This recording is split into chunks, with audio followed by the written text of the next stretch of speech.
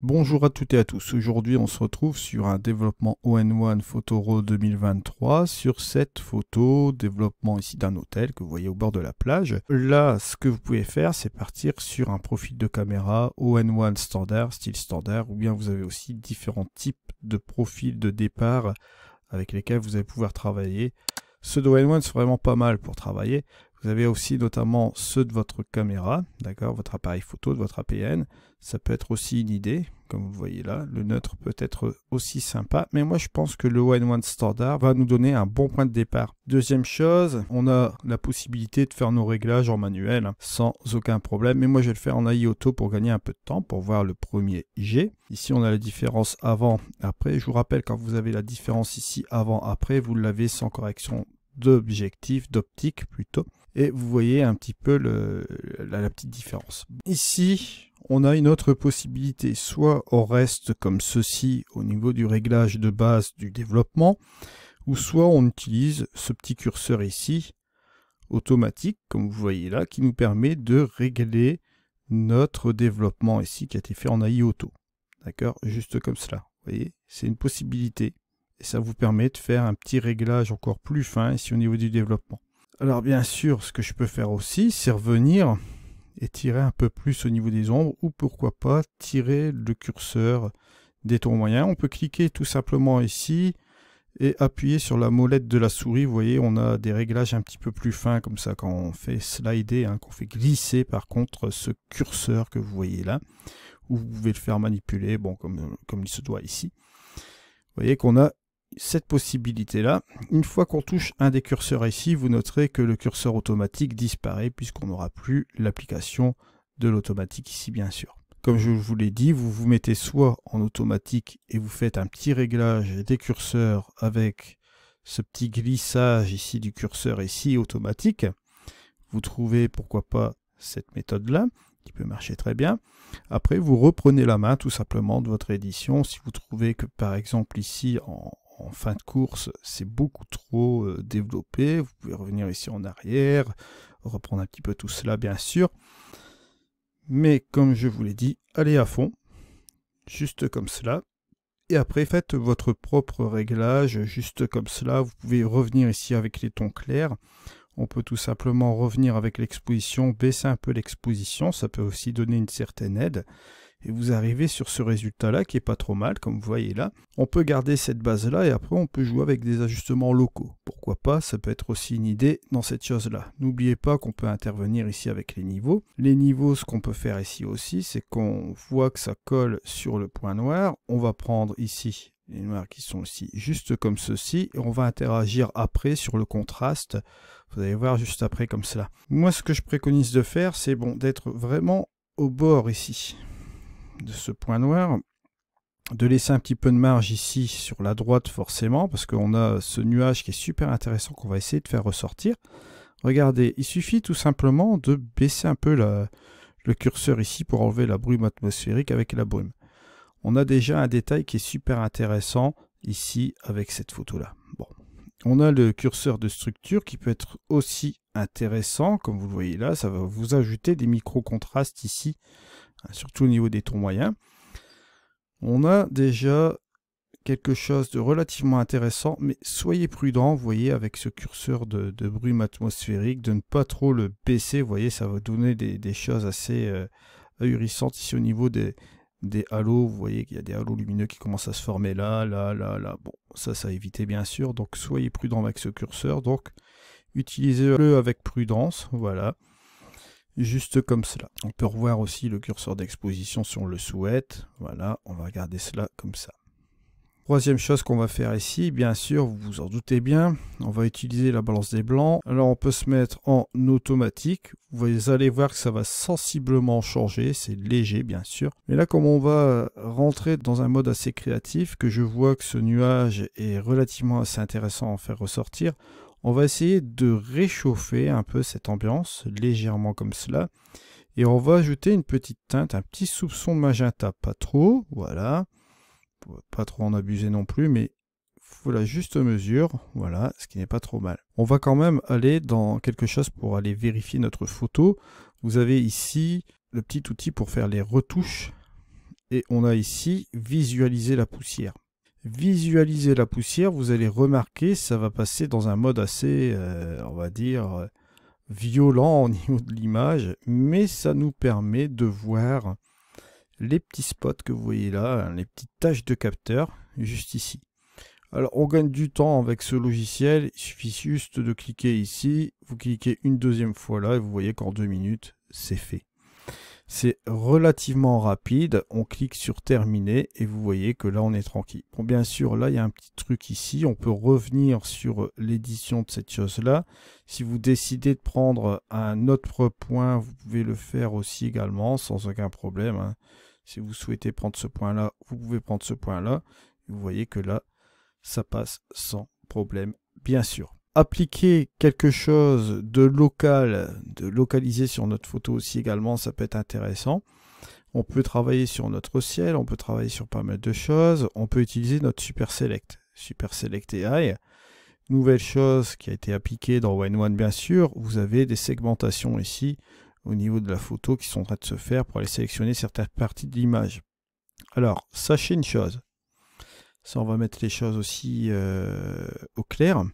Lorsque vous sélectionnez avec Super Select AI, je pense que je vous en avais parlé la dernière fois, mais je vous le répète encore de nouveau, lorsque vous prenez le Super Select AI, si vous prenez une segmentation ici, vous cliquez, ça passe en bleu. C'est sélectionné, la partie est sélectionnée. Mais ce n'est pas le masque définitif, c'est du provisoire. Preuve en est, hein, si je prends par exemple ici, on va aller chercher notre courbe. Voilà. Courbe en normal, voilà, juste comme ceci, on va faire les réglages juste maintenant. Je suis sur ma courbe, je clique sur terminer, voilà. On va tout simplement aller dans le masque, regardez. Je vais faire l'affichage de mon masque, voilà, l'affichage de mon masque, il est ici. Vous noterez que le masque final est complètement différent de celui qu'on a vu dans le filigrane préalablement en bleu et en rouge. Pourquoi? Parce que le filigrane en bleu et en rouge, c'est une sélection rapide qui vous permet de voir où vous allez à peu près sélectionner le masque. Et une fois qu'il sera appliqué, ce masque, vous allez avoir la sélection précise, bien sûr. Après, il vous est possible d'ajuster avec les différents pinceaux. Vous pouvez même utiliser le pinceau parfait, hein, vous avez toutes ces choses-là. Vous irez voir l'épisode sur les ajustements locaux, je vous mets cela en haut à droite. Vous pouvez affiner en ajoutant une progressivité, hein, pourquoi pas, apporter une transition assez douce, ou vous avez la possibilité de jouer aussi également avec les niveaux. Bon, ça c'était la petite parenthèse avec le Super Select AI. On va ici ajouter un filtre sur l'ensemble ici de l'image, et on va tout simplement appliquer ce qu'on appelle le contraste dynamique, qui va nous permettre de donner un petit peu de pêche ici à notre photo. On peut jouer sur le naturel, le surréel, et on peut jouer avec l'opacité. Voilà, ça peut être une idée aussi. Maintenant, si vous le voyez juste comme ceci, ça peut être super intéressant sur les bâtiments. Mais là, vous voyez qu'on note un petit peu des halos lumineux, des choses comme ça. On peut faire quelque chose, un petit truc ici assez intéressant. Ce que je vais faire, c'est noter un petit peu la puissance de ce contraste en surréel, ou jouer avec différents types de contrastes comme on le voit ici. Hein, on peut jouer en amélioration de texture qui peut être pas mal non plus. Mais là, allez, je vais revenir dans mon petit masquage juste ici. On n'est pas obligé de sélectionner le Super Select. On peut utiliser aussi également le masque AI. On va aller, bon, pourquoi pas ici, voir ce qu'il nous propose. On a l'architecture. On va cliquer tout simplement sur appliquer. Et vous allez voir que forcément, bon là, on est en peindre, il m'a inversé mon masque, donc ce qu'on peut faire, c'est se mettre en Paint In, voilà, et là on se retrouve sur notre vrai masque ici. Alors vous noterez que ce masque s'est appliqué un petit peu juste ici aussi également, donc ce qu'on peut faire, on peut tout simplement, allez, l'affiner ce masque-là, et je vais vous proposer quelque chose, on va aller dans notre petit pinceau ici, on peut utiliser affiner le pinceau. Je vais me mettre en Shift X, et vous allez voir que là, on peut proposer d'utiliser, pourquoi pas, la première partie du muret qui est juste ici. Vous voyez, hop, la deuxième partie, hein, ça peut marcher aussi. Vous voyez, pour apporter un petit peu plus de texture aussi là également. En utilisant ce pinceau, vous voyez qu'on a justement joué sur des choses ici relativement intéressantes avec la première chose qui est ici. Alors, on a ce premier type de pinceau là. Mais si on veut, on peut très bien utiliser l'autre pinceau qui est le pinceau parfait. Vous allez voir ici qui marche relativement bien. Là, on va enlever l'affichage. Même chose, Shift X pour inverser. Là, je vais appuyer sur CTRL. Et là, vous allez voir, je vais appliquer ici, sur la partie là de notre barrière, de notre muret, pardon. Et on va voir ce masque-là. Vous allez voir qu'avec le masque parfait, ça nous donne un aspect un petit peu plus sympa comme ça aussi. Vous voyez, ça travaille super bien aussi avec le masque parfait. Donc, on a plusieurs possibilités. Je peux donner cet aspect-là. Je peux continuer, je peux très bien continuer aussi. Appuyer sur CTRL pour échantillonner toujours sur la même partie du masque. Voilà. Juste comme ceci. On peut essayer d'apporter cela aussi également sur l'autre partie du muret. Mais bon, voilà. On peut faire cela comme ça. Ça peut donner un aspect assez intéressant. Et là, à partir de cela, on travaille sur notre masque de contraste dynamique. On peut jouer avec l'opacité, comme vous le voyez là. On peut voir un petit peu ce que ça donne. On peut revenir aussi également dans ce contraste dynamique avec les petits détails. On peut revenir un petit peu en arrière. On peut relativement être prudent, comme vous le voyez là. Ces différentes possibilités au niveau de la présence de notre photo. On peut toujours monter sur les contrastes dynamiques au niveau des 3 zones. Ici, dans les petits détails, les moyens et les grands.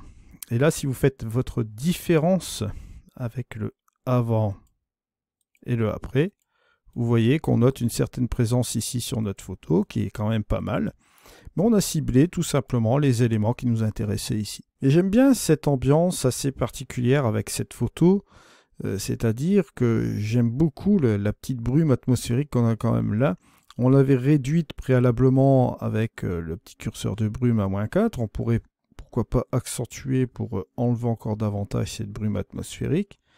Mais c'est pas ce que je veux. Je vais la laisser, cette brume atmosphérique, parce qu'elle me donne une petite atmosphère assez intéressante. Alors, on peut très bien aussi utiliser une chose très simple. C'est ici, dans les filtres, vous avez la vignette. Voilà. Et je vais vous expliquer pourquoi j'ai utilisé ma vignette. Alors, on peut très bien sélectionner l'hôtel, bien sûr, juste comme ceci, et on va jouer, pourquoi pas, avec les différents curseurs. Alors, on a la possibilité de jouer avec, bien sûr, les différents types de vignettes que vous avez là, d'accord, les vignettes centralisées. Après, il vous suffit tout simplement d'aller sélectionner encore de nouveau l'endroit où vous voulez appliquer la vignette, mais il est préférable d'utiliser bien sûr les curseurs manuellement. Alors, ici avec la progressivité, vous avez aussi une certaine rondeur appliquée, voilà. Et vous jouez de nouveau encore sur la luminosité, voilà. Vous avez différents types de vignettes, vous voyez, subtil, doux, et vous avez aussi la priorité. Le doux est vraiment superbe. Donc je vais appliquer le doux, comme vous le voyez ici. On peut très bien revenir un petit peu là. Si je reviens tout doucement sur ma vignette, vous voyez qu'on apporte un certain intérêt ici sur le sujet qui est là. Et ça nous fait une ambiance assez particulière. Alors, on peut faire le avant et le après. Vous voyez que ça marche relativement bien. On peut jouer sur la taille aussi de la vignette. Je vais un petit peu réduire la taille de la vignette, voilà. Et on va voir si on ne peut pas encore ici appliquer quelque chose de relativement intéressant.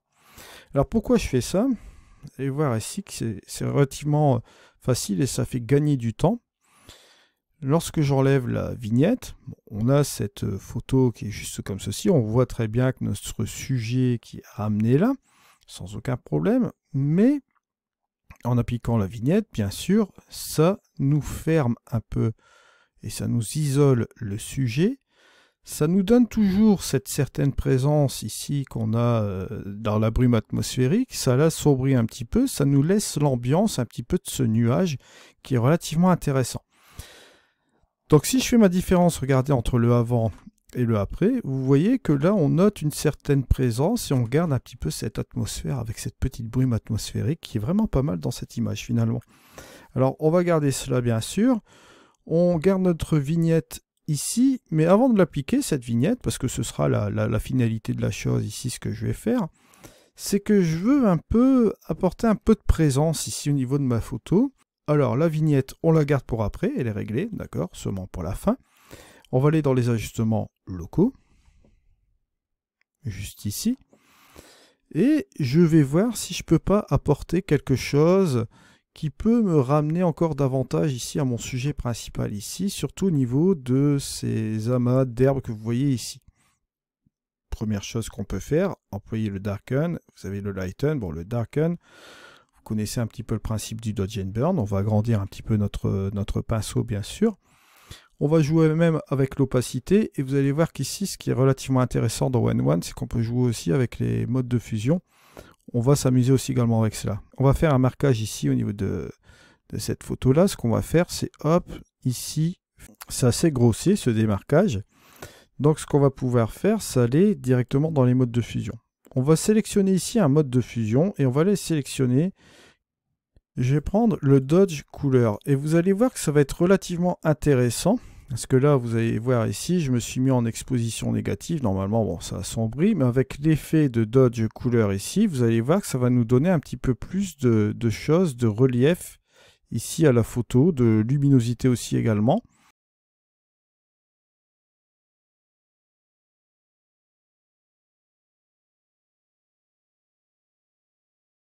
Alors voilà où on en arrive un petit peu sur cette partie-là. Regardez ici la différence. Vous avez le avant. Vous voyez le après. On a fait ressortir un petit peu le relief de tout cela. Bon, bien évidemment, vous avez vu les différents coups de pinceau que j'ai mis là-dedans.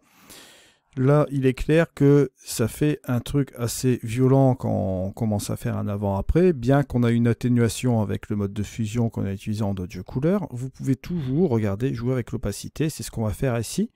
Regardez. Et on va monter un peu progressivement. Ici, cette progressivité avec l'opacité. Et regardez, avant, après. Là, on obtient quelque chose de relativement intéressant. On peut même baisser encore davantage. On va se mettre peut-être, allez, sans être violent, dans les 40. Avant, après. Vous voyez que là, c'est déjà marqué, mais c'est un peu mieux comme cela. Et si vous retournez dans les effets, vous allez voir l'intérêt de cette chose. On va utiliser la vignette. Hop, voilà. Je vais enlever l'ajustement local ici. Regardez. Avant, après. Vous voyez que là, avec la vignette, on note toujours cette petite différence. Mais vous voyez que là, ici, cette vignette atténue aussi également l'effet, mais ça nous laisse quand même cette certaine présence, bien sûr. Vous voyez que là, on a le avant et le après. On est sur quelque chose d'intéressant. On peut ajouter encore un filtre. Et là, ce qu'on va faire, c'est utiliser l'ensoleillement. L'ensoleillement qui est vraiment un superbe effet dans une photo. Vous allez voir ici. J'enlève toujours cette vignette. On la mettra encore après. On l'ajustera justement sur la fin. Alors, là, ici, on va monter ici ce curseur. Voilà, d'ensoleillement. Vous allez voir que ça va donner une certaine luminosité sur certains endroits. Ça va être super intéressant. Et on peut ramener un peu de chaleur encore également. On peut jouer sur une lueur, vous allez voir ici, et ça va accentuer un petit peu plus justement, regardez, cette petite brume atmosphérique. Donc, vous voyez, on peut l'utiliser d'une manière relativement subtile et intéressante. Et cette lueur, regardez, ça permet un petit peu d'ajouter ici et d'intensifier justement la petite brume qu'on avait préalablement, mais bon, là, ici, on joue sur une lueur intéressante. On peut y ajouter, pourquoi pas, un peu de saturation au niveau de cette lueur, au niveau de cet ensoleillement plutôt.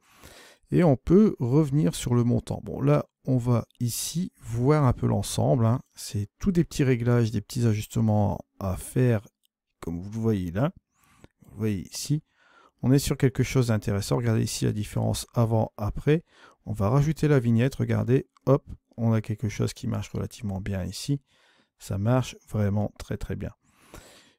À vous de revoir même dans la vignette, de faire le réglage aussi vous-même, comme vous voyez ici. On voit que cela marche. Deuxième chose, là c'est à vous de voir. Soit on intensifie aussi le contraste, on va dire, dans cette partie du ciel, ou soit on laisse plus ou moins comme ceci avec cette vignette-là.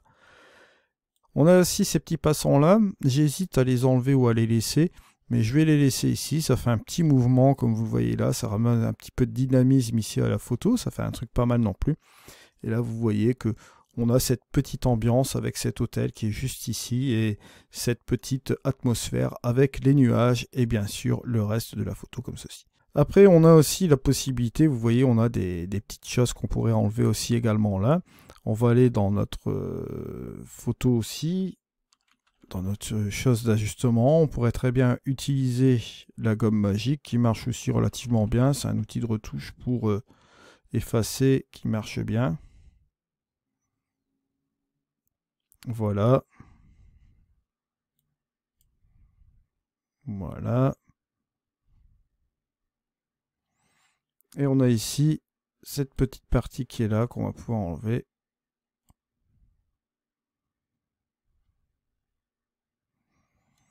Juste comme ceci. Voilà, je vous remercie de m'avoir suivi. On se retrouve dans une prochaine vidéo. C'était Eddy. Allez, au revoir.